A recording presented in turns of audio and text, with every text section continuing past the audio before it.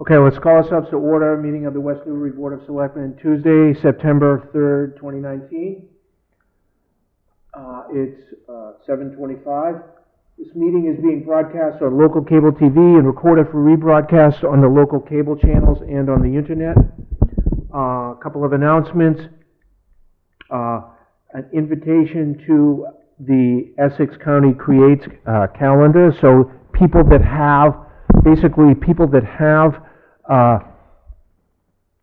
art type events, they should try to get them on this. It's sort of a cumulative site that people can look for cultural events in Essex County. I think it will be a good resource for people. And also the event that is taking place September 27th at the Cabot Theater. Let's talk a little bit more about that. Where is that? I saw it on the...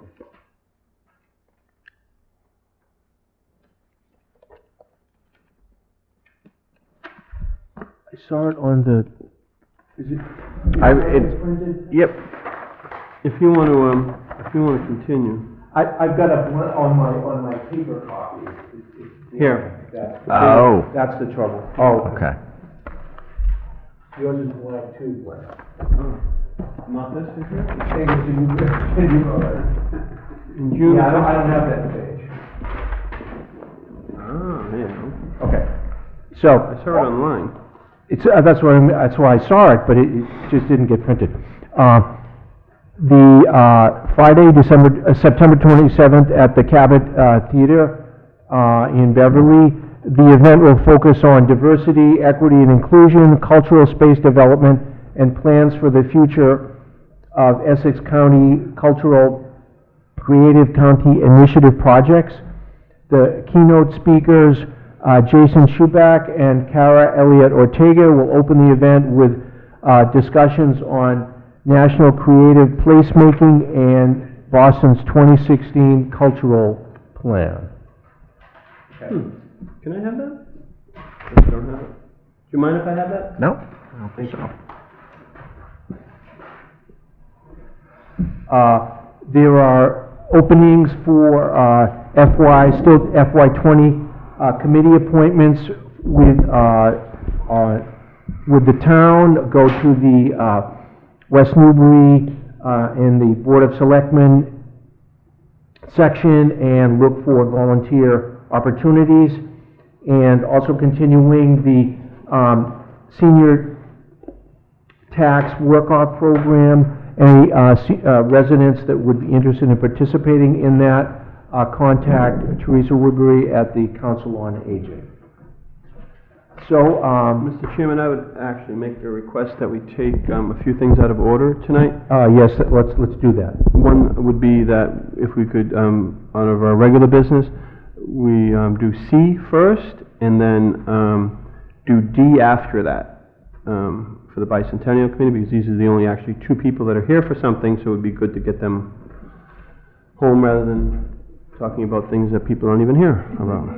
So let's do that. So the first is a request from the Garden Club for permission to plant a tree on the training field.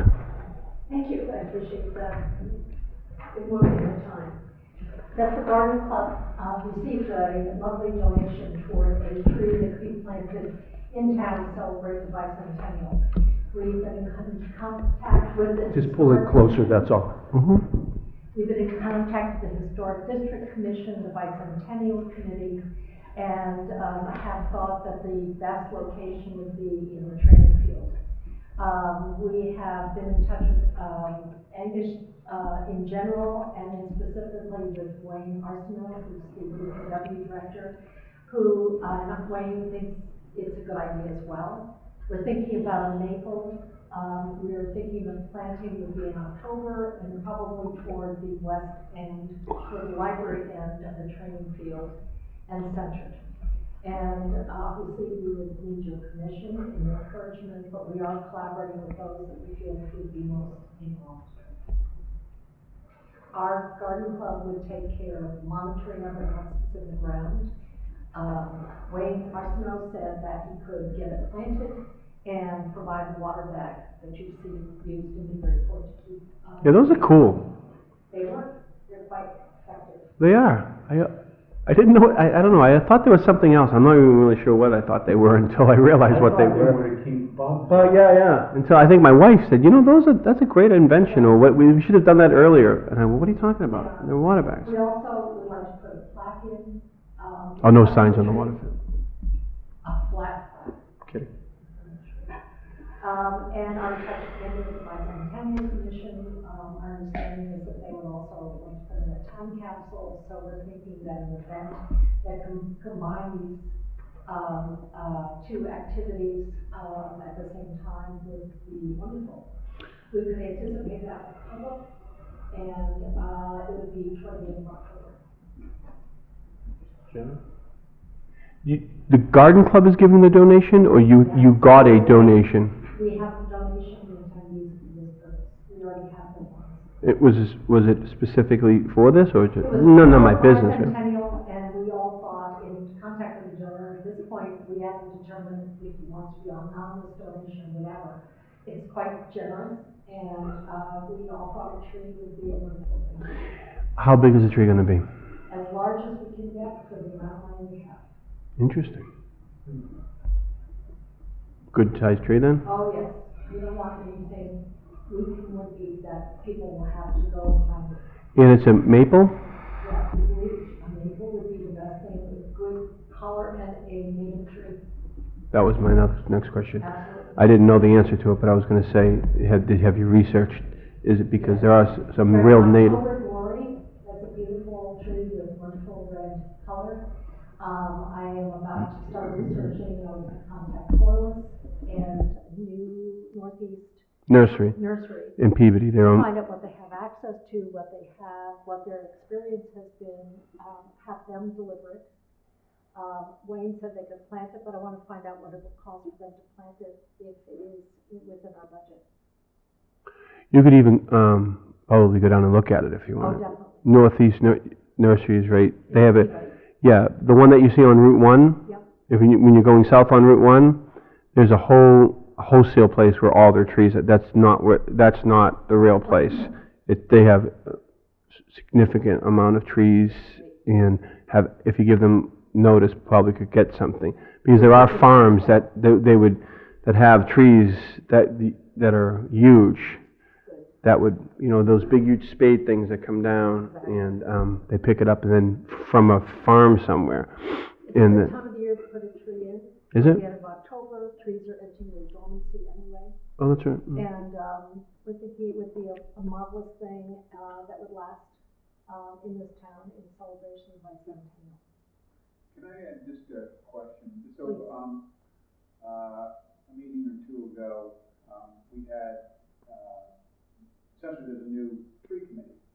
Yes. And one of the things we touched on when we were talking with Rachel Nanya was, one of the things that they'll be thinking when they advise people of trees is, climate change is a real thing that's happening, and I'm just wondering, so maples, if you're talking, like a sugar maple, hard maple, we're at the southern end, in the current climate, we're at the southern end of their range. Good point. So how does that, so if you're planting a tree that you're hoping is gonna last for, till the next or the next centennial, Right. Is a maple the right thing to plant? Good question. It's question that I've also going to pose to the folks at both of the nurseries. We do have information about climate change, and certainly hardwoods, ash would be out because of the ash borer. Oaks can be extremely messy. We have an incredibly beautiful pine, pin oak that's at the end of the field.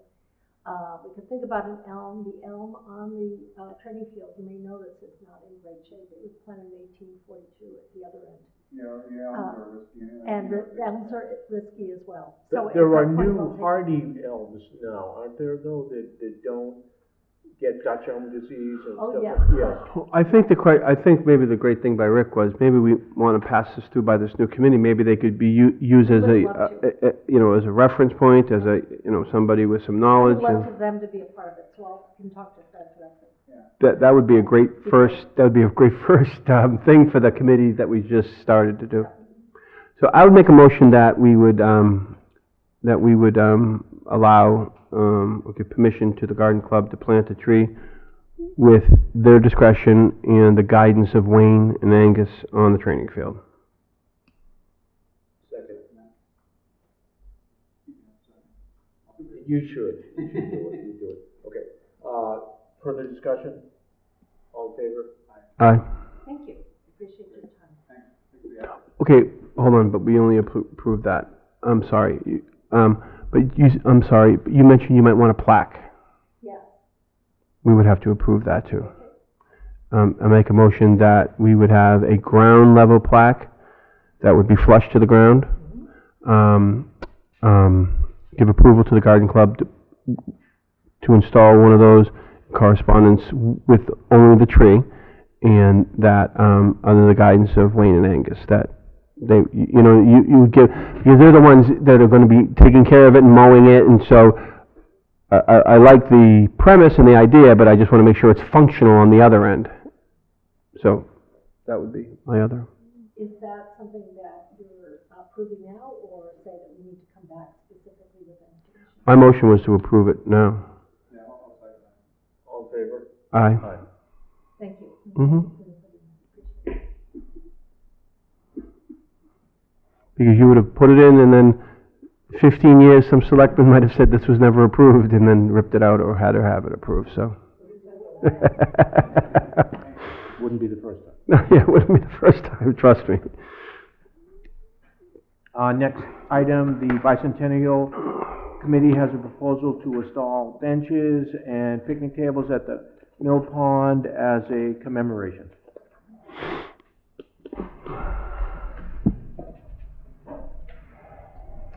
So one of the things that the Bicentennial Committee wanted to do all along was some sort of a service project.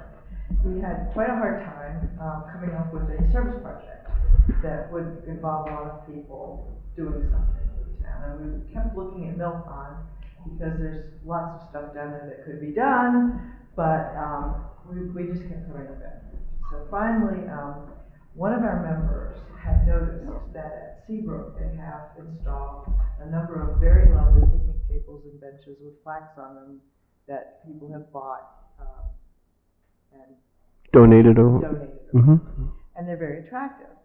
So she suggested that maybe that would be something to do, because one thing that they really need at Mill Pond is some tables and seating, especially when the school kids go down there for their projects and stuff. They're sitting on the ground, they can't really, there's no place to picnic, there's nothing.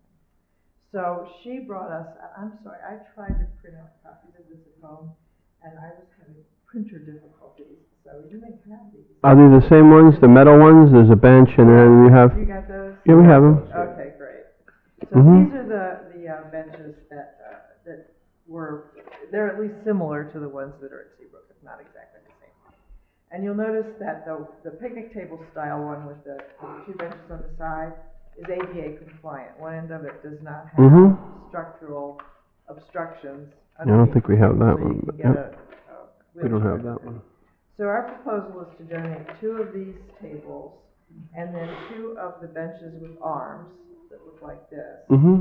and then 2 of just the flat benches. There's just Your hands in the a way. flat bench with Got no it. arms. Just Mm-hmm. So how many, go over the count again, how many? So it'd be 6 items. It would be 2 picnic tables with seating, 2 benches with arms, and then 2 just flat benches. Yeah. Mm-hmm. Now, when we contacted the company, the supplier of these, we found out that it's not as simple as it may have looked.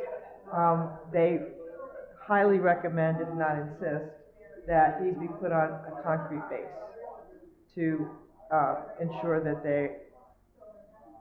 the warranty is held up and that they're in good shape in years to come. Yeah. So that requires digging out 6 to 8 inches of soil and putting in a poured concrete platform. So when we talked to Angus about this, he suggested that we contact the Conservation Commission and also the ADA compliance people. And there may have been one more, but I think I made that up. Greenbelt. Oh, Greenbelt. That's right. And I did contact Greenbelt and they never answered me. So now I remember what it was. I have to get back to them again. We've got that, they don't need to approve it. We heard from them. To do that. Right, yeah. But I did hear back from Glenn and from Bert. Glenn seemed to feel that the ADA compliance. Glenn, the building inspector. Yeah, the building. The I just ADA say that so compliance people know at home yeah, that you're not talking about me.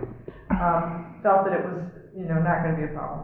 And the tables are ADA compliant, but there may be a little bit of an issue with the path. The access, Comes so. down for access. So we have to look into it. On the other hand, the Conservation Commission sent me a 4-page form to fill out, just to get a ruling on whether they needed to do anything about this. So in order to file this form, I have to tell them physically where we want to put the benches. So where we are with that right now is still trying to work with the Mill Pond Committee to try to get them to give us a plot plan of where they think the benches should go, so that we could then present that to the Conservation Commission. So that's a work in progress. So what are you here tonight for? So we can take that aspect. Here for us to approve it, or this is just an update? No, this is just a heads up. Okay. I just was trying to make sure that. Casey, do you think they're all gonna be down by the water? Are you gonna have some up by the horse field or where? Well, it's the opinion of the Bicentennial Committee that the Mill Pond Committee should really be active in trying to determine that. Okay. And so that's why we're trying to work with the Mill Pond Committee. Is this something that's gonna be done like this? It'd be done in the fall. The benches are already ordered, because we wanted to have it done in the fall. Do they really have to be on a concrete slab? I think so. They can't be on concrete. The company that manufactures them is really pretty insistent about that. What about on just gravel? Well, what about on buried or buried Those round things, concrete things. No, but yeah, just a paver or something, or not brick, but just a my God. Well, I think the thing is. Something that each leg. The table itself, if it's just on ground or on gravel, it'll eventually sink. And so you'll get to the point where it won't be level. The other thing you're gonna do is if it's on the ground, look what happens in a publicly set up, go to like a park or something, a national park or a state park, and if it's set on the ground, what you end up with is these scuffed areas underneath that then become mud pits when it rains. So, you want a surface that is a durable surface where people's feet are gonna be. These are pretty expensive. These are not just, building 19 and a half kind of things. They're pretty pricey. Wow. Because they're built to. They're gonna last. Last for a long time. Yeah, I didn't look at that. And they'll have a plaque on them that says, West Newbury Bicentennial. Is there fees on them? Okay. You can definitely put your laptop. Well, I was just thinking about being able to move them if necessary, but so they really have to, you're right, they need to get involved, because when these things are done, that's where they're gonna be. They can't say, it looks good there, but let's spread it up there. That's where they're gonna be. So the Mill Pond Committee has a meeting next Wednesday night. Okay. So we're hoping that we can. Mill Pond's tomorrow night. Oh, Mill Pond's tomorrow night? Yeah. Concom's Conservation next Committee. Monday, Okay. yep. Next Agnes Monday. is going to the Steve Yep. and I can't go to the Mill Pond Committee tomorrow night. He's been in touch with, Ryan. Ryan. He emailed him again this morning. Ryan's sometimes a little bit hard to get because he works, so he's not always available. So, but, we're gonna really press them to come up with some sort of an idea where they would like to have these benches, so we can go ahead and file the conservation commission. What is the process? I mean, obviously, this is just a kind of a heads up to us. We don't need to approve anything, do we? Or I don't believe so. I think Mill Pond Committee, it needs to approve it. the ones who manage that area for us? Yeah, that's been my understanding, yep. And then Greenbelt, there's no other players in Concom, if you're gonna get anywhere near, Concom would only come in effect if you're gonna get anywhere near the pond, correct? If there has to be any wetland delineation. Yeah, imagine that, if there is a slab being poured for them, that, yeah, that's probably where, if there's any form of construction. That's why conservation. Within 50 feet or so, whatever the setback is. Yep, that's exactly what we're thinking, Yeah. you know. So if they make them not so close that they don't get involved, then they don't have to get involved, but. Okay, sounds like a great idea, thank you. Are you having post-bicentennial committee, blues? I think we're gonna have a post-bicentennial. Your party, you should. But it's not over yet, we still have. I know. Let's have one this fall. Thank you.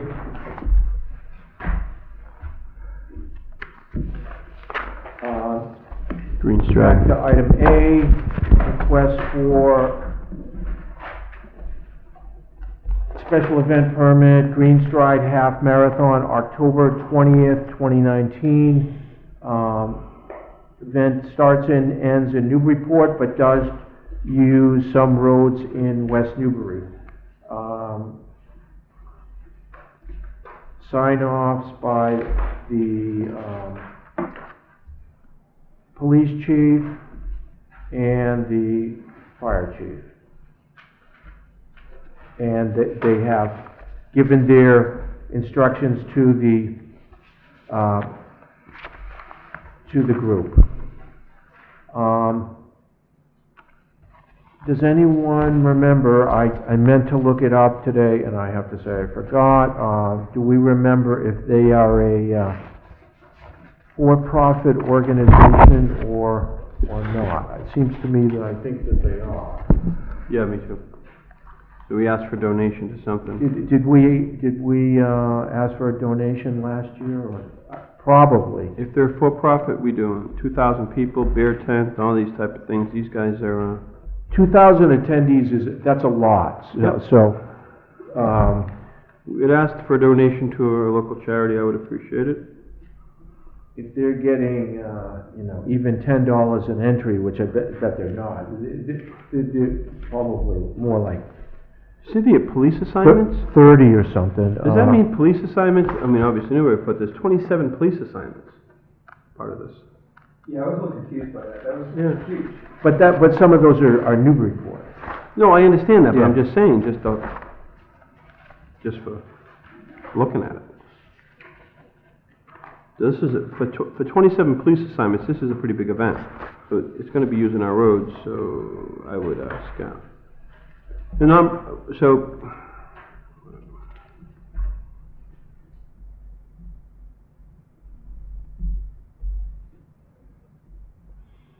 goes down Rogers and Garden, how, and no road closures, right? And, And they are going across the bridge. Right. I'm sure they're aware of that, but with this, a lot of, in the past, people have said, well, they're gonna be spread out.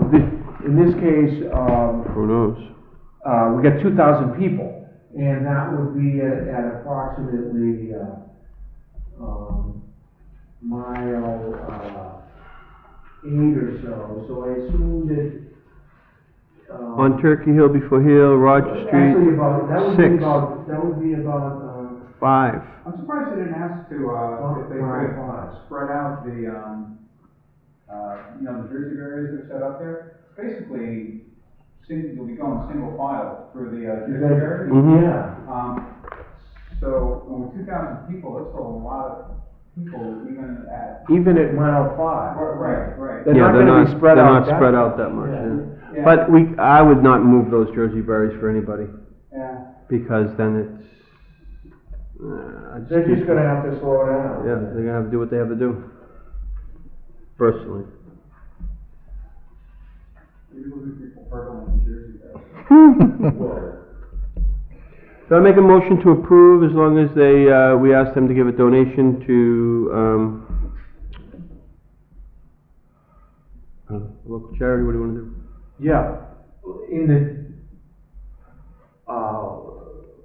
find out what they did, Did last year. what they did last year, yeah. If they contributed to a local charity last year? Yeah, Correct. Yeah. And how much? Would be expecting the same amount and give it to Is that whom? something that the town would have record of, or would only they have record of that? We should have record of it. No, we would have had it in our minutes of the meeting. Oh, okay. Mm. Yeah. And or the check.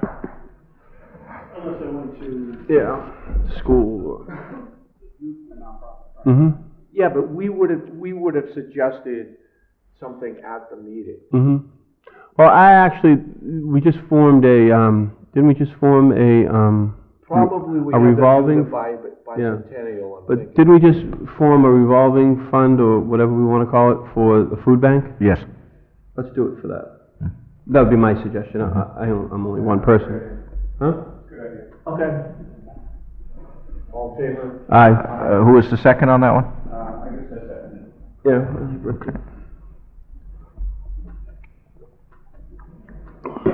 Okay, Discussion about Memorial Day Parade. was there an issue with the parade? I wasn't aware. I think we needed more, they wanted more, aerial things like the Macy's parade, but we couldn't do it with the wires. So, I guess, Mr. Chairman, Yes, can I ask a basic question? yes, Maybe it would be a good way to get this thing started. okay. Why is this on the agenda tonight? This is on the agenda because there, post the parade, there had been, some Concerns? some concerns on social media especially about, some of the participants in the parade. Some people were, Taken back? I was gonna say chagrined, but yeah, at the, presence of, a couple of, vehicles in the parade, and we had not seen it at the time. I didn't see it. I don't think a lot of people saw it, but there was a photograph taken of one of the vehicles that the vehicle had a Confederate flag high up on the radio antenna. And I think that was the issue that engendered the most controversy. There was some discussion that again, I didn't see this, that a vehicle had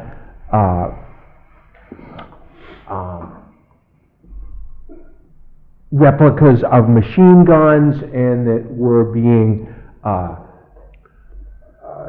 obviously in jest, but that they were being pointed at people in the parade, and that was upsetting to people. So there's a couple of the issues that had been brought to us, and so in the interest of deciding, should we do something, no, let me finish. Yeah, I'm sorry. Do something about who and what can participate in the parade. We decided to put this on the agenda. We wanted to engender the discussion now, and that we will invite participation from the public, people that made comments about the parade, both for and against, people for and against participation by any or all things, or people that have feelings that certain things should not be allowed in the parade. We'd like to hear from them in the future. So that's the purpose of this discussion, and we want to sort of like set the plan for the discussion in a forthcoming meeting.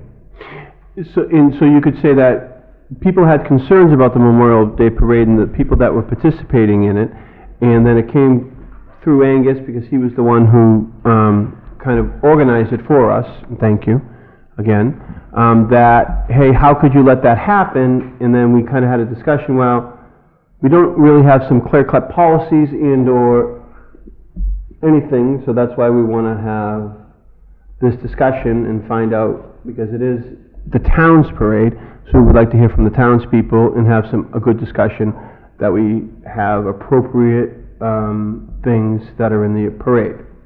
And I guess appropriate that definition might mean different things to many people, so that's why we want to garner a good discussion with people who are interested, right?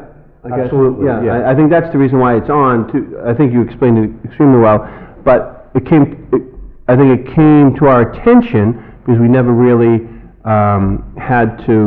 the question was never asked before, hey, how would you let that, why did you let that happen? And, there are no clear-cut policies, so that's what we're going to try to gather, I think, or maybe even set forth, maybe some policies, or listen to people, I guess, in the future, and kind of what kind of parade we want in West Newbury. Part of the concern too is that if we don't have predefined, policy and we try to control what somebody displays, then it becomes a freedom of speech issue. And trying to control it that day. Yeah. Somebody could show, it makes it almost impossible, and then it becomes, a negative at that day, when somebody, maybe because of their own definitions of different things or their outlook in life, that they thought it was all the positive part. So, I would agree with you, Rick. So at this point, we're just trying to get the word out that we're going, right, Mr. Chairman, that we're going to have a discussion about this, and we would like, it's going to be a serious discussion, because I think that there are people on both sides that felt that this was very, I don't know if disturbing is too strong of a word, but No, I mean, it's a very, I was trying to find I had an editorial that I read this morning, and I'm trying to find the favorites, because I couldn't, but it's a very complicated issue, especially in a public venue, that people have opinions all over the place, that some people feel that anything that causes someone else to feel bad is a bad thing, and other people that feel exactly the opposite, that it doesn't matter what it is, that the right of free speech basically supersedes all other considerations. So people have very, very differing opinions on this, and because, for example, Angus gave us the rules and regulations that I found actually quite reasonable of the St. Patrick's Day parade in Boston, but that parade is run by a private organization. Even though it's done on the streets of Boston, the parade itself is organized and run by a private group. Yeah. And they have to get a permit to do that. Right, so. and our parade actually is, partially funded by taxpayer money, and it is run by the town of West Newbury. So that puts it in a somewhat different category, in that it's a difficult, almost constitutional question. Do we have the capacity to decide who and what can be in the parade? Because we can be as a public as part of as the town being a completely public organization, it's much harder for us to say we allow this, but we don't allow that. Correct. Mr. Chairman, Mike, would it be helpful for the discussion if you kind of gave us a legal thing on that, or no? Did I think that Angus, excuse me, I think that Archie explained it? Well... Do you mind, Mr. Chairman? No. I think the town has, like the people in the South Boston Allied Ward Veterans Council are the ones who puts it on. You have the right to determine the themes of the parade, and, what can be in it, what can't be in it. So hypothetically, hold on, hypothetically. So if you have a wartime World War II era Jeep, okay? And we had 5 of them, just say. But then we had a World War II tank that had a Confederate flag on it. Yeah, I mean. Now that is upsetting to some people with seeing the Confederate flag. Yeah, I mean. But can we say no to the Confederate flag even though it's on a, If your policy, if you have a policy that you can't, the problem arises is on an ad hoc basis, where someone says, okay, you have no policy whatsoever, and, but you want to make policy of it. But if you craft a policy that says, the parade is for these purposes, we reserve the right to, limit participation, things that are considered to be, offensive or, so hypothetically, what southern state, South Carolina or whatever, or Mississippi, and this Vietnam vehicle was a complete replica of the one that was used by a division that was out of South Carolina in the 60s. But at that time, that vehicle had a Confederate flag on it, but it was a complete replica. This is the one that served this country. Yeah. Do we have the right to say? Again, if you establish a policy in which you can have it say that you forbid symbols or anything like that, Symbols of. So how specific do we need? Yeah, I'm advocating one way or another, I just want to make sure.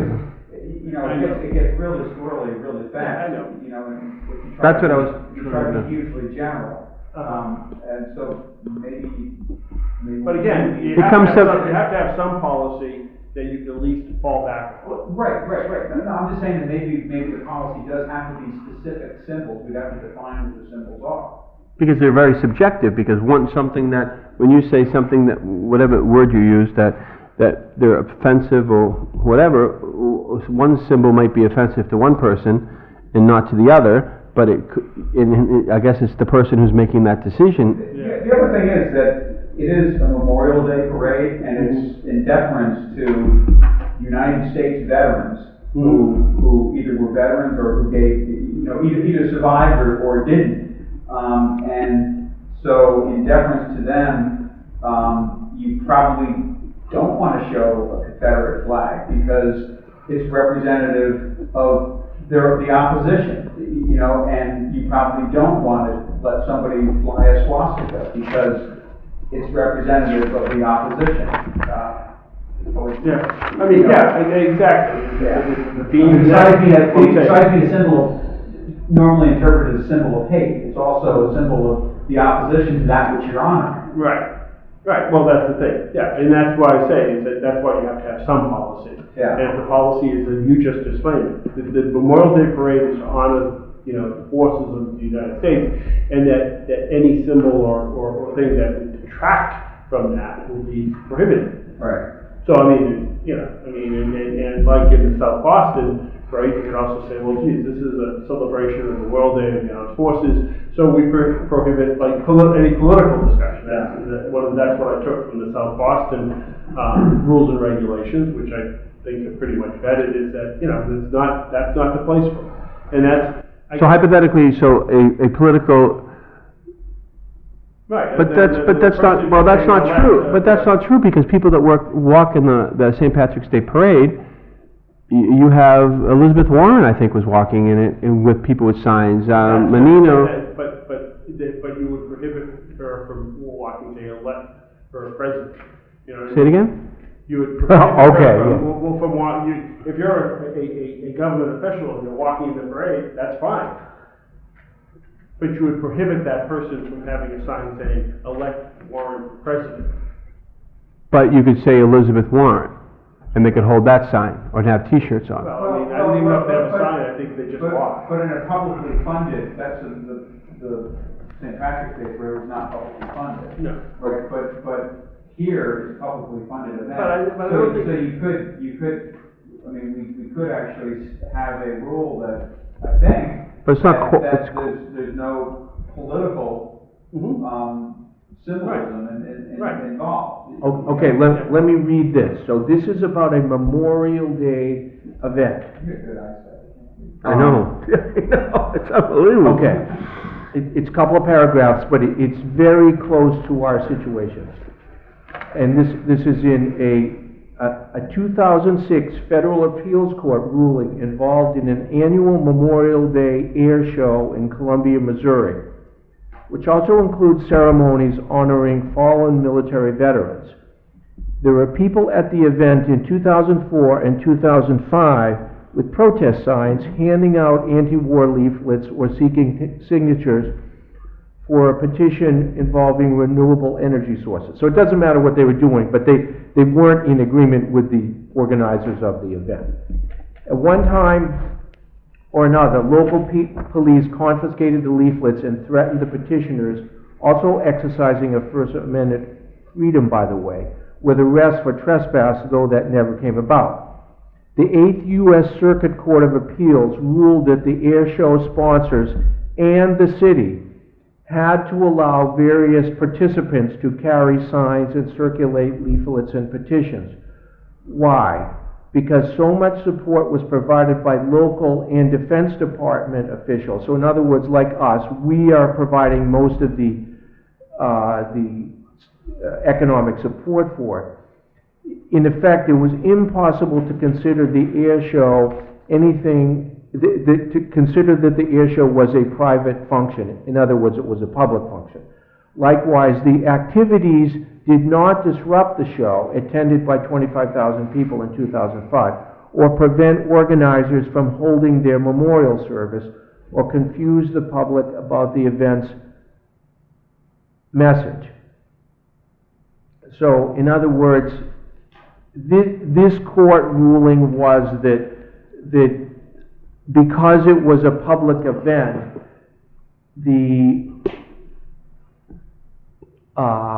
organizers of this particular Memorial Day event did not like the certain protesters at their event, but the court ruled that they had to allow them to be there. But unless I misunderstood what you just read, they weren't participants Right. in the actual Right. event. They They were were there. participants in, it was an air show, so they weren't participants in the air show. They were observers. They were attending it, but they weren't. I mean, what we're trying to, I think what we're Right. trying to limit is the The actual participants. participants. So, I mean, if somebody wants to take it upon themselves and attend, wearing, a Support Elizabeth Warren. right, Or a Nazi swastika and walk up and down the right, sidewalk, we can't stop yes, that. they're right and they're free speech, but they're not, at that point, they're not. Participants. Because we. Okay, that's true, We're sort of too. implicitly, Allowing. supporting or agreeing with them by allowing them to participate in the event if they're. Well, some people believe that, but other people believe that that's all a very individual opinion. I'm not saying how I feel either way, but just that other people believe you can say anything, but you don't have to agree with it, but you have to agree with their right to say it. So there is a difference of opinion on that. Well, I don't dispute that anybody has a right to say it. It's just that what we're trying to, I think what we're talking about here is how can we control Right. or We don't, regulate. the answer is that we don't have to allow everybody to be in the parade. If someone came on and they wanted to, have a business, advertise their business, say, oh, this is great, I got all these people here, buy, They show up, Smith's, Chevrolet, and I wanna, that's what I wanna do. We can say, well, no, this isn't why we have it. okay, so hypothetically, Rogers Funeral Home is in it, every year. Mhm. And they have a plaque on the side of the thing that says Rogers Funeral Home, and they give out long stem roses. So that's not promoting their business? It's participating in the parade. I mean, they bring the historic, thing with it. It's just Mhm. not, the fact that a. I just thought it. Something- that's No, the I only- thought of that immediately too. Yeah, What exactly I you're just, saying. I mean, I won't take one of those roses because I think it's a kiss of death, so, but I appreciate them being in the No pun parade. intended. Yeah. Okay, so, okay, so that's the only business I could think that, Yeah. that actually, But I mean, they do, we allow people to bring historic vehicles, Mhm. cars and that kind of thing, and what we're talking about right here, historic vehicles. So, we can take a look, more, nuanced look on it, but. so I think, but I think I'm only that gonna speak for myself, but I think the reason why we're doing this is because it's been brought to our attention that there was some people who participated in our last Memorial Day parade, and it offended some people. And we were asked that, how could you let that happen? And we didn't even realize it was happening during the event. And so then it was a learning experience for us, and we said, hey, listen, we need to maybe set out some policies, some rules, so at least we have a good understanding of who's going to be able to be participating in our parade. I think. I agree. I think the bottom line is that if you want to have some control of this nature, you have to have established some rules and policies. And Mhm. so, let's just say, whatever rules and policies we can come up with will be better than having no rules and policies. Mhm. Absolutely. Okay, that's the, And That's the- to Rick's that's the point, voice of wisdom. yeah, but hold on. But to Rick's point, I kind of agree with it, is that those rules and policies should be more specific than vague, so to speak. That's a decision and that's part of the discussion. That's a question that will be. Yeah, it seems to me that it would make sense to have sort of a general statement and then examples. A general statement of categories of things, things that are symbols of hate speech. I think that, or, yeah. And then as an example, you might use. I agree with that, Rick, but it's really hard to define those. I don't know if I'm smart enough to be that person, yeah. I know what you're saying, but there are That's a certain things big that are kind of discussion. generally, that, I think most people would look at a Nazi flag and say, this is not, a symbol that is, in our society, that is considered to be a symbol of good things. Or what about a Japanese flag? If it's, on a zero, probably not. Zero is an aircraft. I understand. I know what a zero is. So that's what, But I mean, see that, but see that, I use that as an example because that's where it gets gray. Yeah. I think everybody would understand Nazism in that. But then, I would think that Japanese is just as much description. But what we're trying to do is we're trying to help prevent, things that are generally considered offensive.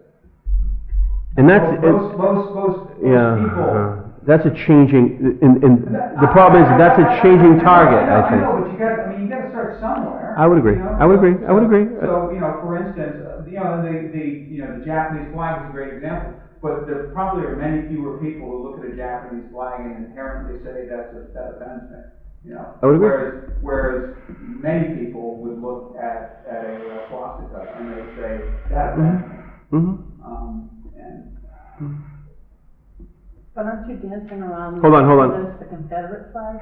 Well, yeah, I'm sorry. Say that, okay, the question was. I was just going with another example that I. So- The issue is the Confederate flag. Right.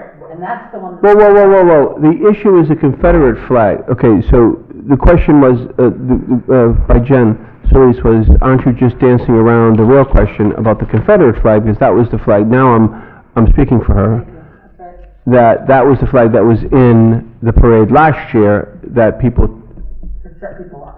that upset people.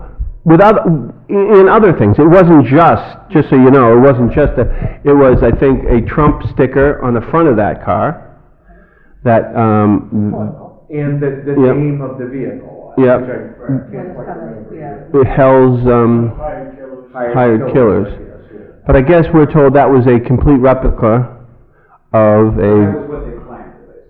yeah, yep, I would take that. So, we're not dancing around it, we're just, I think Rick was just giving a better example, because I think even the I was Confederate, trying to go with the nastiest That's thing. a- yeah. Because I think the, I think that's, I would say that's the most obvious. which The one? hard one is the Confederate. Well, that's what I think, flag. because I think Rick, Everybody will agree with that. Yeah. but The issue you're having is the Confederate flag, which other people. that's the reason why I said the Some people Japanese are flag. find it very offensive, and other people do not. Yeah. That's So why that's it's your a issue. hard thing. I Yeah, mean, that's your issue. we're not the only people dealing with this, no. Because there's a lot of speeches that are given on Memorial Day. If you remember, Gettysburg, and that's where it all, that's how it all started. Memorial Day, after the battles of, so, it is, I don't know, so. I guess what I'm just saying is if you're gonna put it in your policy, not to have the, as, for example, a swastika, well, obviously. And what was an example? I should have said the Confederate flag, you're right, Yeah. okay, but I mean, it was just, you know, I was just grabbing like Right, the okay. most extreme I'm not- example, so. I'm just saying, Yeah. that's your issue, obviously, you know that. Right.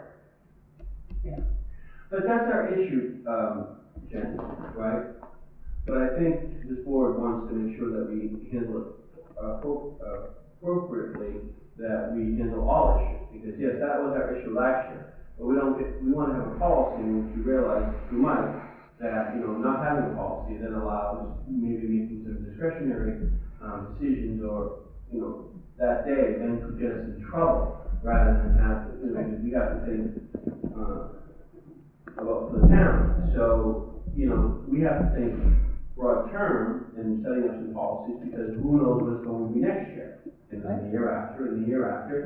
Because quite honestly, the offensive nature, I guess to people, it is, and I don't want to say moving target, but it does seem to be moving a lot probably in the last 5 years.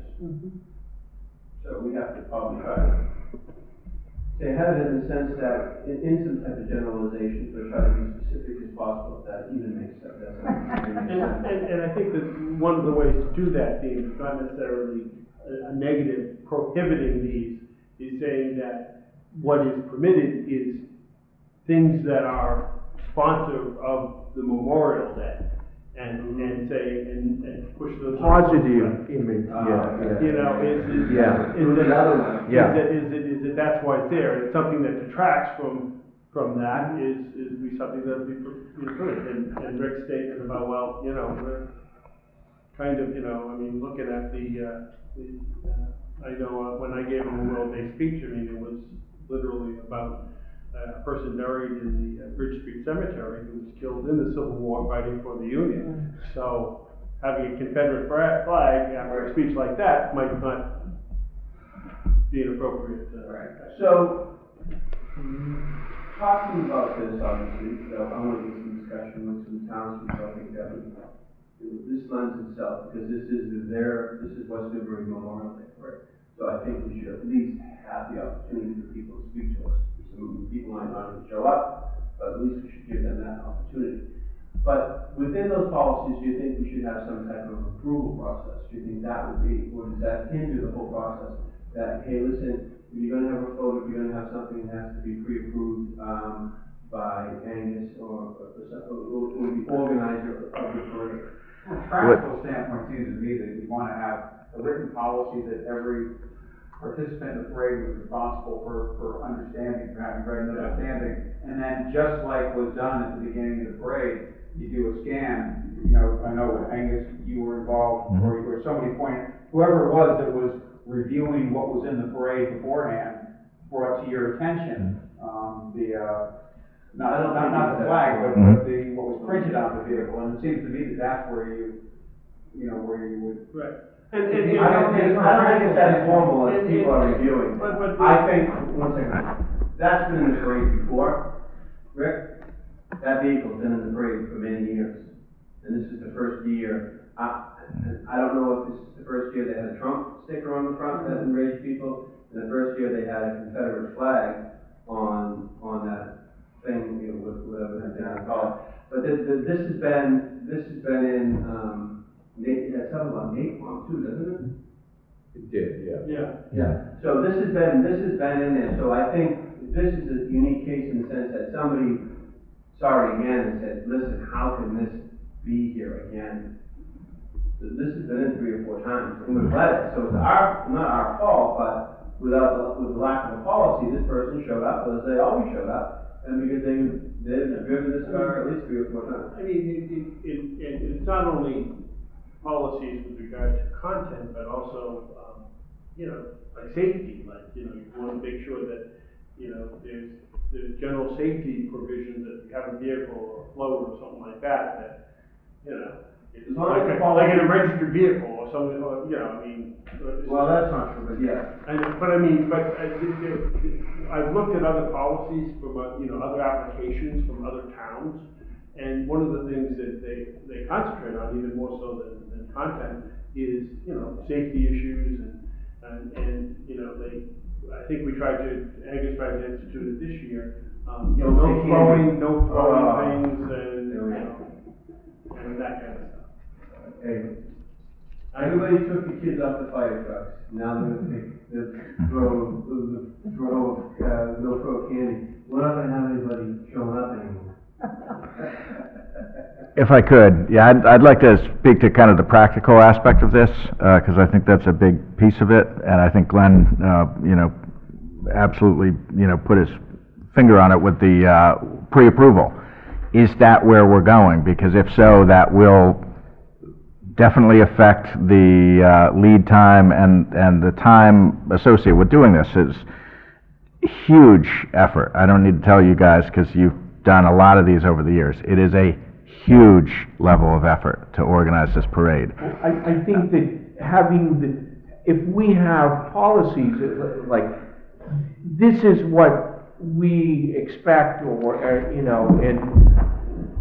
rather than having to take a picture of whatever it is they're doing, that's putting way more work on in other words, we should be able to trust the participants that they're going to abide by our recommendation. That would be my recommendation as well. This which is in your packet, this was sent out to all parade participants. To my knowledge, this is the first year we've done anything like this. So I think something like this would be the vehicle to add a bullet point of whatever. But I think that a couple of things I just want to raise. One is the idea of pre-approval I'd be very concerned about, not just because of the time implication, but also because it pushes everybody. Teresa and I were working the phones for weeks leading up to, confirming everyone and making sure everyone knows where to go, and all of that's a lot of work. And if you need to, say, hey, we've got to have a picture a certain amount of time in advance, then what? Then it's not. They don't meet it. They say, they haven't even built it because they're building it that right. So I think I know you weren't. So I think where it comes down to it, which is what Mike has also touched upon, is on the day of, who makes that judgment call for those gray areas. That's the issue. It's not the swastika. That if we'd seen that, would have been no question. But it's the gray issues, and I can tell you as an appointed official, I do not feel that it should be someone like me. I don't live in this town. I shouldn't be making that decision. So I think if you're going in that direction, if somebody makes the judgment call on the day of, I think you need to be talking about some kind of either designating an individual or some kind of selectmen panel, or the selectmen themselves, or one of the three. Well, you have to have that provision. If we're going to have policies, somebody could show up with something. So you have to have. It might never be used. Somebody that didn't even get the... because when you're sending that thing out, I know for those military vehicles, one guy kind of calls all of his friends, and some years we get 8, some years we get 3, some years we get 10, and if nobody's being like, hey, did you read, I'm going to email you over the policies that, make sure that your truck's this, that's not happening. Right. You know what I mean? Right. So, but if we have some policies, somebody has to make a game time decision. Yes. On things. Yep. Because then, what good are the policies? Mm-hmm. Because you're going to have them, and somebody's going to line up and they're gonna have whatever, somebody's gonna have to make a game time decision. Mhm. And I hear that you don't want it to be, and I can respect that. Well, it's a no-win understand. situation. I mean, you absolutely, whoever makes that call in the moment will alienate some number of people. And as the town manager, I don't want to be given a job that inherently alienates some number of people. I don't think it's fair. I think whether it's an elected official or someone designated by an elected official, I just don't think it's appropriate for an appointed staff person to make what is inherently a subjective call. It's a subjective call, I so. have a lot of inherent people that don't like me. I did have one other point, and this isn't to make a point one way or the other, it's just to put factual information on the record, which is there's been a couple of references to budget and what the town spends on this. So I just want to factually set out what the town actually did spend on the parade. In a typical budget year, the town only budgets $600 for the parade. This past year, because of the bicentennial, the town budgeted $5,000. And so that was, we spent about $4,200, just short of that. $1,500 of that went to the Minutemen. They have a fee to appear. About $625 went to the food and the condiments. $58 went to the T-shirts that the volunteers wore and getting them printed. And about $335 went to the bicentennial float. And then about $1,675 went to the buntings and the flags, which are reusable year. We got the good ones, so we can use them again and again. So you're talking about $4,200 in the bicentennial year, and a normal year at $600. So I'm not trying to make a point one way or the other. It's just I just want people to understand what's being spent, because it's not. Okay, so. Right, that's a good. So I think you said in our executive session, let's not talk about tanks and whatever too long. Yeah. So, do you think this is a good time to say, hey, listen, I think we have all the information, or we've kind of discussed it enough that we could ask the public to come in? Because at some point, we need to have, as responsible selectmen, we've listened to the people, and we do need to have some policies, maybe some rules and some regulations, or some policies put in place for our Memorial Day parade. So it's not so ambiguous the day of, and so everybody can enjoy themselves. So, Mr. Chairman, I would ask you to put that on a future agenda, and it would be nice, because Jen's probably gonna write a story about this, it would be nice that if we could give her a date now to be part of that story. Okay. What do you think? I agree, absolutely, yeah. Okay. I was just trying to stop us from, like you said, because we could have the discussion. We could talk about this for a long time. Yep.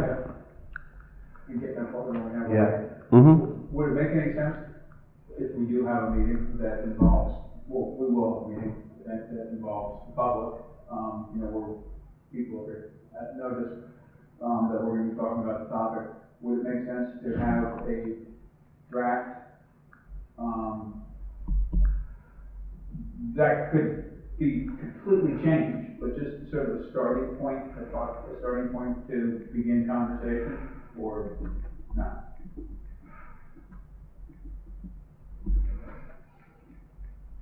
That's a thought.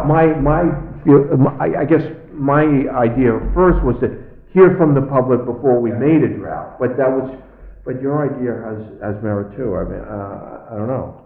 Yeah, I'm not pushing, Yeah. it's a thought, is it easier, if you have a framework to start with, does it make conversation more productive? I don't know if that would or not, but sometimes, in some circumstances it does. Yeah. I don't know. I kind of like to try to be as open as possible and try to get people in, because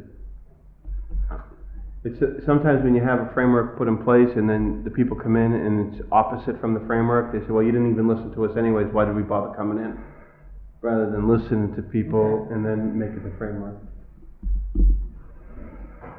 Even though, you know what I mean, even though we went down the same path anyways, it's just kind of a perception for people. That's fine, I just, trying to. No, I kind of would agree with you, because people would say, well, what are you gonna do? You know what I mean? We don't know if we like it or not like it, because you guys haven't decided anything But yet. I am such on this issue that I could be I could be changed dramatically by other people's thoughts, so, Yeah, me too. Okay. So, Mr. Chairman, when can we do it? Angus, When's our next regular scheduled meeting? The next regular scheduled meeting is the 16th. have you talked with the, planning board about when? I suggested that date, and Leah is reviewing that date with them tonight, actually. That would be good. Have both things at one night. Okay, but we could still do that, yeah. The planning board thing should be quick. The planning board thing shouldn't be forever, no. It is what it is at this point. So, Mr. Chairman, I would propose that we have this discussion on the 16th of September. I agree. Sooner than later, and she obviously is going to write a story about this, and it would be nice to have the date in there. Yeah. And if you don't feel that's a suitable date, the next one after that would be the 30th, right? Mhm. Correct? Yep. So I don't care which one, but I would say have it in September. The kids are back in school now, it's a good time to have it. We've kind of waited on this, Jen, too. Not because we didn't think it was serious enough, but we wanted to make sure that we did it, not in a vacation, week or a vacation time. We wanted to make sure that we try to get the largest audience and the largest people that would, want to have this discussion with us. No, I feel sooner rather than later. So I make a motion that we have it on the 16th. All in favor? Aye. Aye. And what is the planning board thing you're referring to? The sign?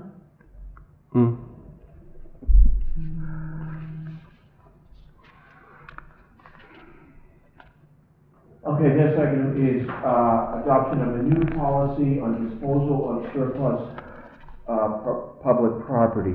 Angus, I have to say, would you give me a little more, Yep. build up on this? 'Cause I will, thought yeah, we- it goes I back thought a we year, did yeah. that. Right, yeah, no, it goes back a year, and it's basically coming back around because we didn't close the loop on what we talked about last year, which is basically that, we're subject to the same, restrictions on disposing of property that we are in purchasing property, same bidding laws. So we can't, if we have something, we can't just throw it away. Just as you know, with public records, we've got to get the permission of the Secretary of State to throw things away. So, it's been a recurring issue in the time I've been here of department heads come in and we've got some item we're looking to get rid of, and the formal process would be we would bring that to the board, look to the board to declare it surplus, but we don't have a written process. And so as you see the memo from last August, basically excerpts the guide from the Attorney General's Guide on Purchasing. You need to have a written process for the disposition of surplus goods that would include the finding that the goods are in fact surplus and would set out a process by which you can dispose of it. So you'll have this question before you on the next agenda in 2 weeks. There's a question about the chairs, the old chairs in the town hall. So that's going to come before you to whether you find that those old chairs are surplus. The old folding ones that are on the stage? Yep. So, and those may not be considered low-value items, but they're not something the town currently has any current or anticipated need for. So, yeah, we're trying to get something that streamlines the process a bit, so when department heads have things they want to get rid of, it's not a, Why does it say adopted? That's what. Oh, that's just the draft that Mike drew up. Yeah, you would fill in the date if it wasn't. No, that policy, okay, that policy is not adopted. That's a draft that's in front of you that Mike, I believe, modeled on a different. Let's do it. Policy in Mass. Streamlines everything. Yeah, I think it's just I really see this as a housekeeping item. So what do you need us to do? It seemed to me it all made sense. I mean, read through it and what's currently in there makes sense, and it sounds like a year ago you already processed, the previous board We're trying to do this to try so it wouldn't have, everything have to come to us. Exactly, yeah. Mike, do you feel that this is a undue burden on you as the procurement officer? No, it shouldn't be, because as for the low value items, which is basically the $1,000 or less, is, you know, to rely upon the department head, you know, to give me, I mean, if Wayne tells me that, you know, this piece of equipment over here is only worth $500, he's lucky to sell it on Craigslist for that, then, you know, that's what I expect. Okay. You know, I mean, I know that, and you can do that, and what you can do is if I feel that the item needs a little bit of research, I can say that, go out to eBay, go out to, you know, this, and see if you can find some comps for something. I know at one time, many years ago, Teresa had some extra cameras that someone had donated. And so I said, well, how much are they worth? And she goes, well, I looked on eBay, I came up and they sold between $2 and $5. And I said, just get rid of them. Please, I mean, you know. And you know, and you don't want to waste time. I mean, before my time, actually, they you know, Glenn Closey did a very elaborate, you know, sale of used equipment, computer equipment. You know, they put together, they advertised, and it all set up, no buyers. So, I think the idea of that amount is basically because, you know, you don't want to have to come to the board for it, and we are required under the state law to adopt written policies. But over that amount, people will be coming and asking for some permission. No. Wait till Glenn's here, but, it seems fine to me. Yeah, and it's a good thing we're not supposed to be currently giving approval when somebody comes up with a piece of paper. But you're gonna decide. Yeah. So make a motion, somebody. Yeah, I'll make a motion that we adopt the policy, as shown, actually, I don't have that sheet, the policy on surplus property, that's part of this packet, and, Second. All in favor? Aye. Aye. Those chairs are very interesting, though. I wouldn't think those chairs would be whatever. You might be able to auction those things off. That's the idea. Yeah, the Historical Commission's done a very detailed analysis and write-up, so they'll be On those before you. chairs. On those chairs. Yeah. Yeah. Those are, I wouldn't mind some of those for the house. Yeah, no, the idea is to make them available in a way Oh, that's yeah. kind of, The ones that are, the two together. I think it'd be cool. Marilyn would kill me, though. yeah, the idea is to make them available in a way that's most available to Newbury, West Newbury buyers. Yeah. Cool. So, but the Historical Commission's got a specific proposal for you. Awesome. Get that thing out of here.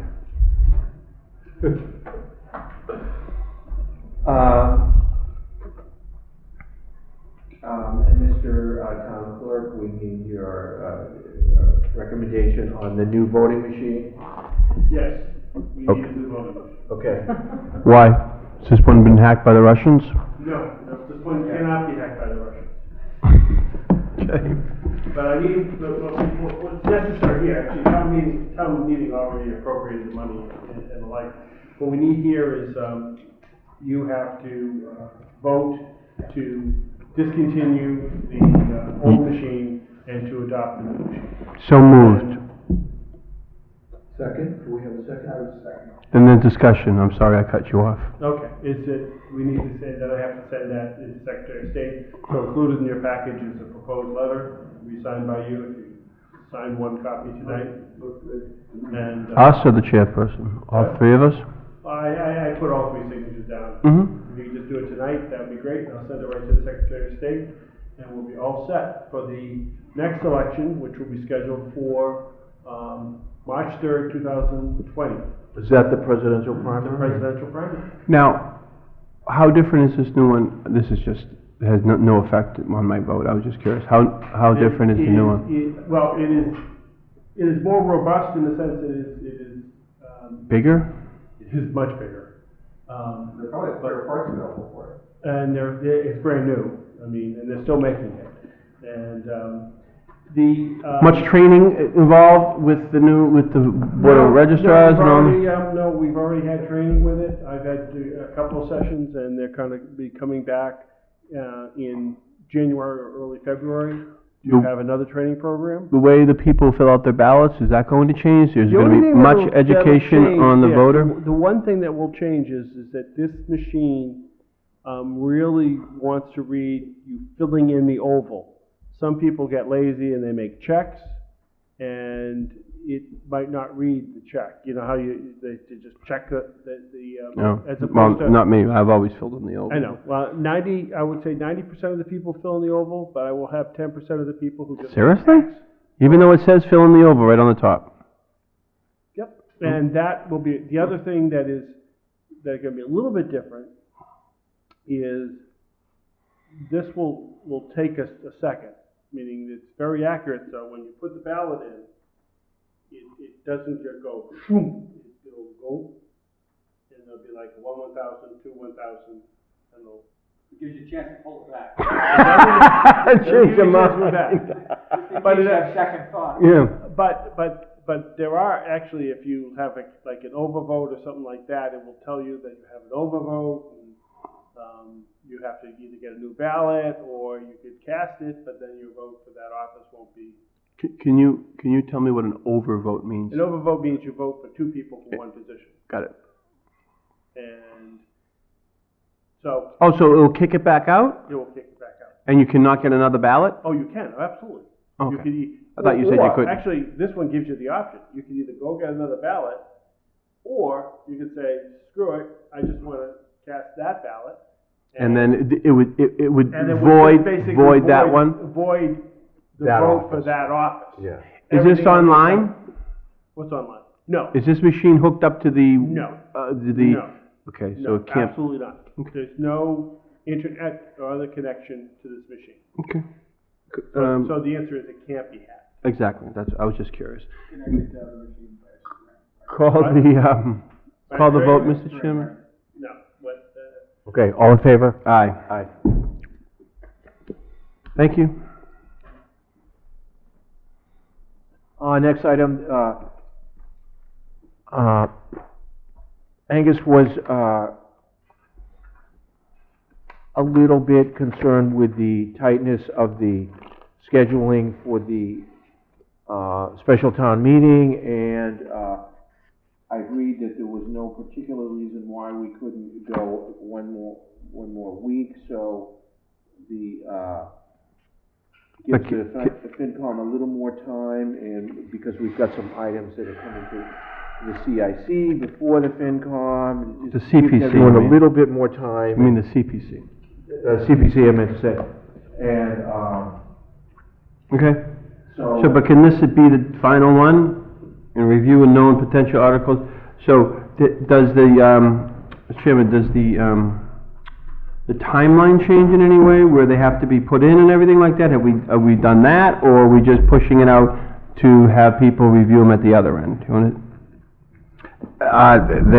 The proposal is to extend the timeline for, well, so at the last meeting, the board had approved a submittal date of September 20th. Yep. For warrant articles, and that's really to accommodate the CPC meeting scheduled for the 19th. So while I had reviewed that with Mike before bringing it to the board, and it does work to allow for September 20th close and October 28th town meeting, it's tight, and so if we push it back to November 4th, that gives some extra breathing room to so people don't need to be turned inside out. So that's basically it. So the submittal dates haven't changed, just the end dates changed? That's right, that's right. That was my question. Yep. And I did review, not formally, but I did talk to Casey, and I've corresponded with Gary Roberts, and no one had any concern with the November 4th date. And we've also penciled in September 30th as a meeting date with the moderator, FinCom, and Town Council. Make a motion that our special town meeting in the fall will be on November 4th, 2019. further discussion? All in favor? Aye. Thank you.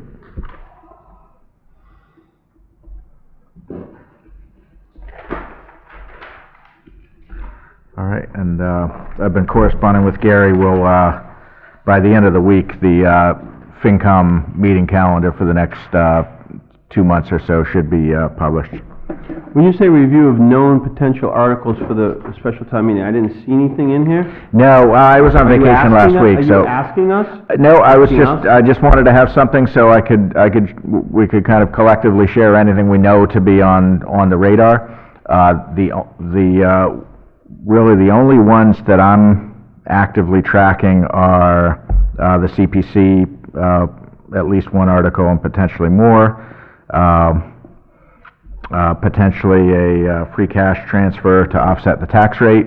I'll have a recommendation on that toward the end of the month, once we plug in the assessed values and have... When will the free cash be certified? I don't have a date. Around the time it normally is certified. Yeah. I didn't know if you knew. I mean, sometimes you know, and No. not you. Yeah. No lack of, it's not something against you. I was just curious if you... Yep. There was, I know I mentioned to the board previously, a potential article on the fire protection system. That's going to be postponed so it can go through the normal capital planning process, which I think is good.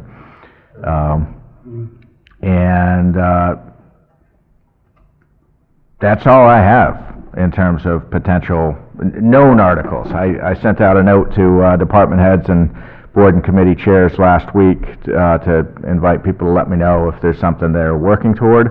I'm sorry, I did hear from the planner today that the planning board is looking at some potential zoning amendments this fall, which would have been characterized as minor.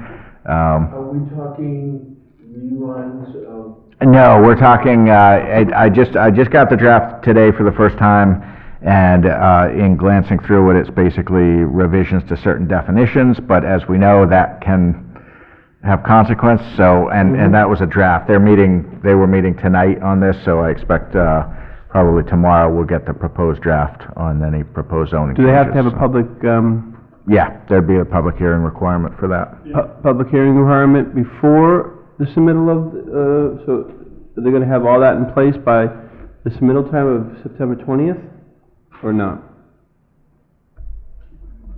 Okay, whatever. I don't know.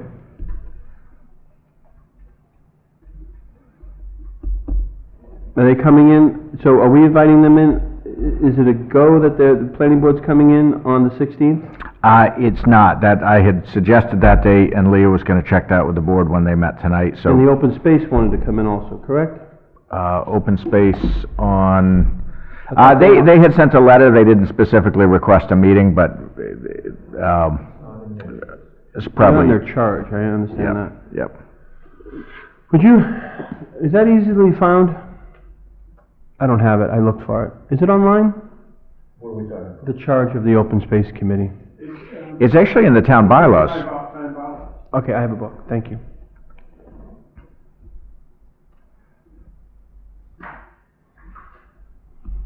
Okay, we have a, So that seems like a short, just to go back on that, that doesn't seem like a very big, special town meeting, if you haven't heard, there's only like 3 or 4 things there. Right, I mean, there was some talk last spring, with the Board of Health of potential, funding article for, landfill monitoring. That's something that's kind of on the radar, but nothing's been brought to me.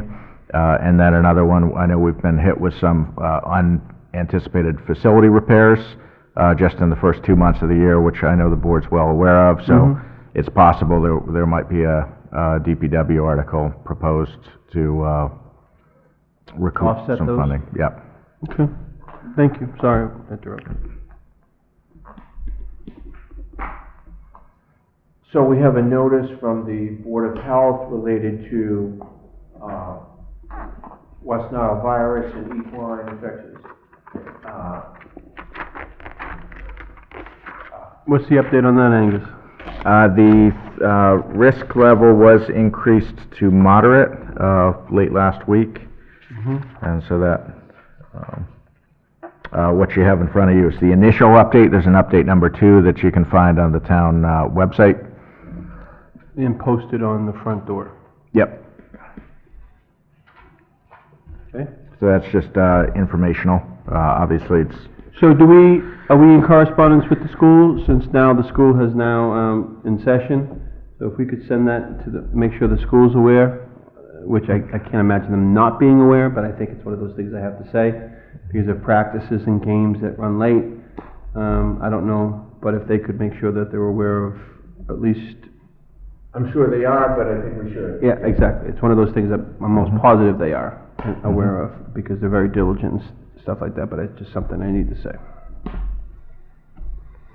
How's the Mill Pond doing?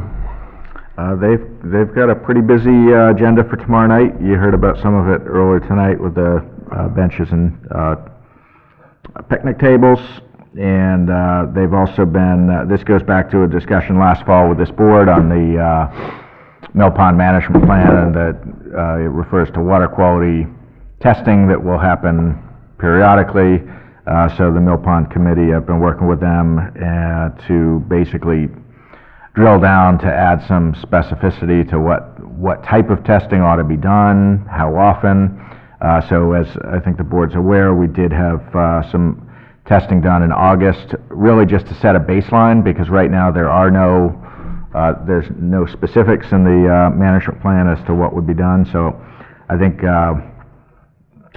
we'll continue that discussion tomorrow night, and if anything, or I should say, as any recommendations come out of that, they would come back to this board, certainly, especially if they have any kind of cost implication. We did have testing done just last week on this potential presence of cyanobacteria, or blue-green algae. Visually, it appears that has been present in the pond, but there's no way of knowing that, we're told, without doing the testing. And because it's not a water source or a drinking water or a swimming pond, it's not something we're required to test for, but we did go ahead and order up the testing just as an abundance of caution, and we know that a lot of people have their dogs swimming in the pond down there. So we did get the testing done first of last week. We have not gotten the results back. I thought we would have them by today, but they send them down to Connecticut, and I met with Paul this afternoon, and we haven't gotten the results back yet. We should have them any day. But the way that works is basically it's going to continue to be posted for the foreseeable future, because even if it did come back negative, if this were a swimming pond, you would need 2 negative tests 14 days apart before that's lifted. So as a practical matter, it's going to be posted. And I think I included in the packet the notice itself. It's just people use caution. That's always good advice. So. Mr. Chairman, can I talk about something? The discussion about the management plan, I'm not sure, but how in-depth the management plan is going to go in managing the actual level of Mill Pond. I'm not sure if we're losing the level again, like we did before when we had to have it dredged. But if there's some type of monitoring happening, or how it's being fed, it was kind of,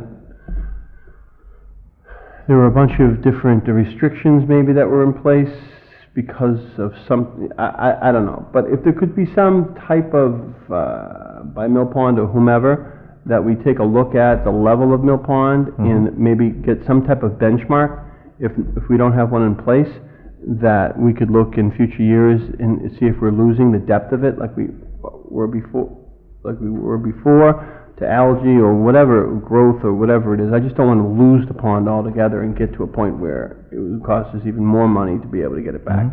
But I would like to have some type of Glenn, I think it seems like something that is ultimately going to dry out. occur. Yeah, I would agree. Because it's basically we've dammed up something, and the sediment is always gonna back up behind the dam. It's not gonna get over the dam. Yeah, but I would agree with, It seems like ultimately it's gonna happen again, yeah. I would agree with that, but I would maybe, if we catch it sooner than later, I have Yeah. absolutely no, Good point. I have no clue. How do we even monitor, but maybe we investigate that, yeah. Yeah, just so, if they said, oh, if it came to us 2 years ago, it would only cost $100,000, but now it's $4 million. Right. I don't even know if that, you know what I mean? I'm just Yep. saying, I think we need to be more aware than we are. Well, and I can tell you, there's a couple of different types of analysis. One is the water quality issue, but we've also, you'll remember, we've got the dam emergency action plan, and so as part of that, DPW had engaged engineer, and the initial effort is to see if we can get the risk classification downgraded to eliminate the need for the emergency action plan. But as part of that work, we scanned in as PDF. We had studies on file from the late 80s and another from like the late 90s. And we scanned both of those in and sent them off to the engineer, so he is working with that. He's got access to those historical studies, so I'll make that point about, whether there's baseline water elevation and whether that's something that can be kind of benchmarked. But I will say that we are, Even more so than the elevation, it's the depth. What's the depth of the sediment? That's the depth. Or, The yep. elevation Or the lack can't thereof. change too much because Right. of the dam. Yep, yep. Or lack thereof, depth. And to go to that point, where, wasn't, Well, there was a profile, when the work was done on the dam, it was close to 20 years ago now. yeah. There was a profile. I mean, I remember seeing documents that showed what the profile was supposed to be when all was said and done, after the pond had been scraped. And it would be interesting to see, using that as a reference. It'd be interesting to see what that is. There was also some discussion, I recall, I think, some discussion of, sort of management practice back then. Projecting out, if we're putting all this money into it, that there's supposed to be some management practice used going forward. So I don't know where that Document is? Who would have that document? It would probably be downstairs in box. I'm not sure. We have we've had some workers hard at work for probably almost, a year and a half anyway, to put the selectmen's records in order, and we do have very good records on the town properties, and so a couple of the studies I'm referring to, the trick is to get them scanned in. There's a lot of 11 by 17 pages, and so it's a little labor intensive, but we have done that. So I don't know if either of the ones I'm referring to is what you're referring to, but you can thumb through that, and if it's not there, then Mike's probably right, it would be in the archives downstairs. there was a lot of investigation that went into the, the dredging of the pond, or whatever we call it. I think it was dredging. And what the process was gonna be, and it would probably be good to look back at that and try to understand, what was. Did we do any of the recommendations? Exactly, yeah. Well, I would say no. I don't know, but this is the first, whatever. So, there was talk about, I think it was with this board, so it wasn't too far ago, but too long ago, but I can't remember, about the actual, the feeding of the dam. There was, through that management plan, I think you might have brought that up too, there was supposed to be some screen to keep the sediment out and all that, and then I don't think, that was like the first time. Oh, yes. That was like the first time I heard about that, and like, who's managing that? So is it even being fed properly? And I thought Wayne might be looking into that, I'm not sure, but I could be totally whatever. But if you could bring that up at that meeting, or at least, and somebody find out even, I don't even know, I kind of have an idea where it is, but have somebody at least look at it? It seems, you just jogged my memory, that there was something that the DPW was supposed to look at annually or something. Yeah. On the feeding, yeah. Yeah, but I think Rick's the one who brought it up with his recollection of that plan and stuff. So it hasn't been that long ago. But we have brought it up before. So at least I would like to look at that to make sure it's being fed. properly. And maybe they need a article to make sure something's done or whatever, but I think we need to, if we need to put a little bit of money into something, Rather than Yeah. a million later. yeah, I'd like to look at it.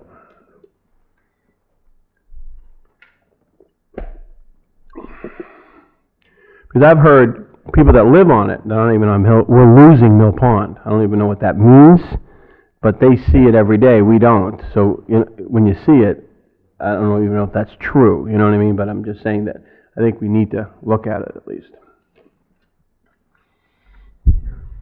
All right. And next item on the agenda is just to announce there has been a fully executed contract with the highway union. So as has been done at prior meetings, it's fully appropriate for the board to negotiate those contracts in executive session, but once the contract is executed, the Attorney General recommends that then be announced in a public meeting. So there is a executed contract for the... Yep, of course. So that's for the current fiscal year, FY '21 and '22, 3-year contract. Mm-hmm. And that was actually agreed months ago, but it was only last week that we finally got the fully executed. Do you want me to give her mine? Sure, yeah. So you don't have to, no, I'll give it to you on the way out. Yep. Just so you don't have to, Great, thanks. I've looked at it long enough. Anything else? Nothing else for me. I'll Oh, make a and just motion. as a reminder to, I know the board knows, but the public, we do have a special meeting actually not a week from tonight, next Monday. And that's intended to be really a single issue, meeting, which is to review the draft, proposal to CPC for the car post, or the Soldiers Sailors Building. And, so, of course, it's within the chairman's discretion to add other items to the agenda, but it's envisioned as really a very light agenda. Light? Light. Have we, got a more, Thing that we can look at before the meeting? extensive thing from the consultant, or? They are still working on the estimates for the interior work. Okay. Will we have all that by our meeting, or? Yep, I expect so, yeah. Okay, so what is our expectations of this meeting, just so I have? Really, as you know, the CPC will be considering an application the 19th.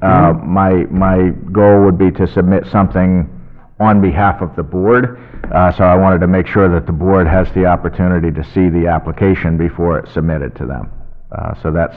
And approve it. Yeah. Are you looking for approval on a week, the 9th? Sitting here tonight, yes. When will we have it? Well, that's, I don't have it from the consultant, so that's, sitting here tonight, that would be my goal. Oh, but you're relying on other people for that goal. Exactly. I gotcha. Yep. So, so if it's a conditional vote, whatever, you know the CPC process, they're gonna be looking for a vote of endorsement. So,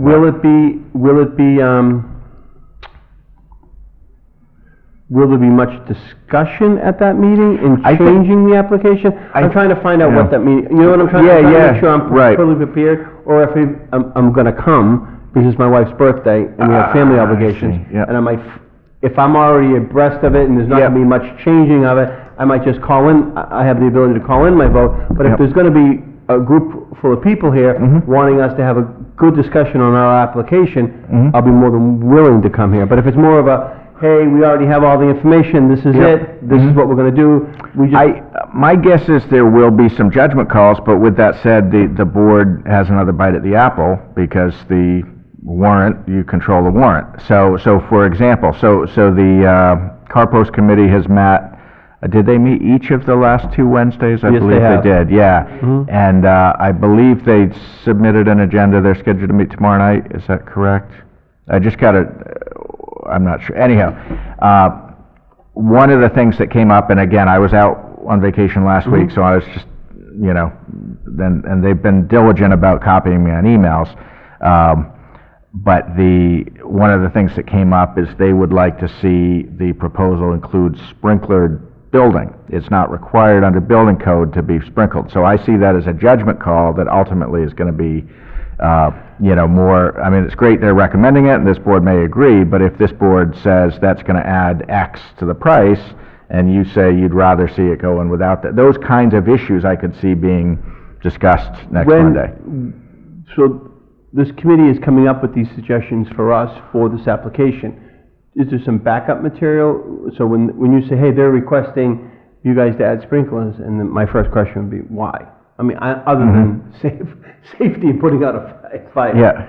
But I guess the answer to that would be, it's the best time to do it because we're gonna be doing the building, and it's the proper thing to do for safety, and if we're gonna do it, this is the best time and the most economical time, you know, economies of scale and all that stuff, the building's gonna be down. So, is that basically it?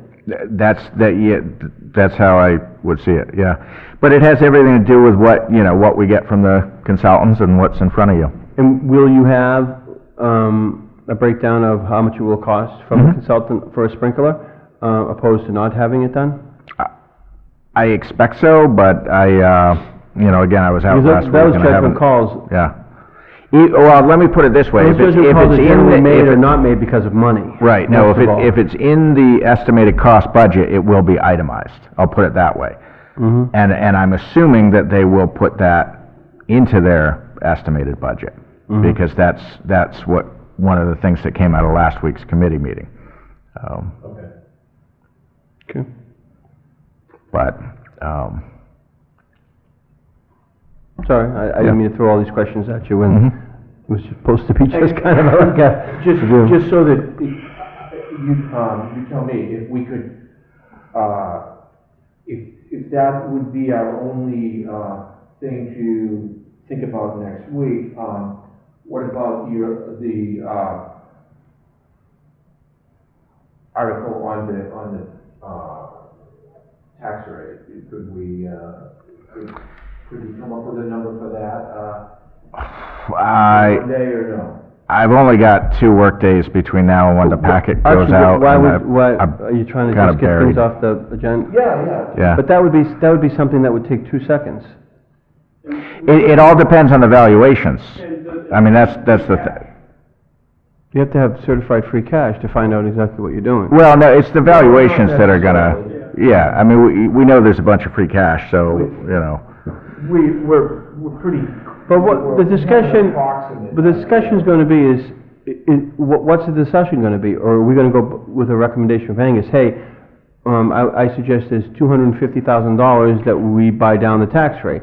Or is it the other way? We wanna buy down the tax rate by this amount and use money, what's the Right, discussion well, gonna that's, be? so what, you know, the model that we build, is basically the tax recap. It's, you know, and, it's the same thing we did last year.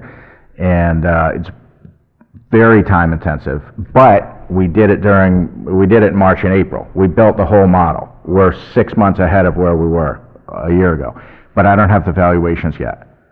So without the valuations, I can't tell you what the tax You're rate's gonna give us a likely to be. model, and that model's gonna tell us how much that's going to be. So my point being, how time-consuming is it gonna be?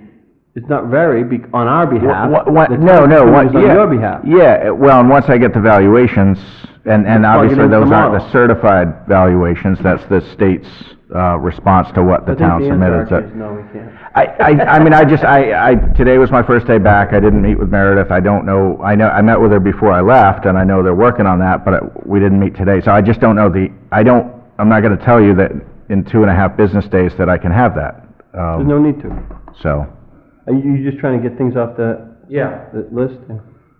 Well, you know, potentially we could do that, and that, 2 meetings later, with the bridge meeting. The 16th or the 30th? or the 23rd. Or the 23rd, we could do Yeah. it. That's the meeting with the, that's the bridge meeting, correct? The 23rd, yeah. Yep. we Yeah, I could do think the 16th is more what I would have had in mind for that one. Okay. Make a motion to go into, to go back into executive session to finish the exact things on our agenda, and then to adjourn out of executive session to adjourn for the evening. Just so... All in favor? Aye. I wanted to answer your question. You probably would have asked that question.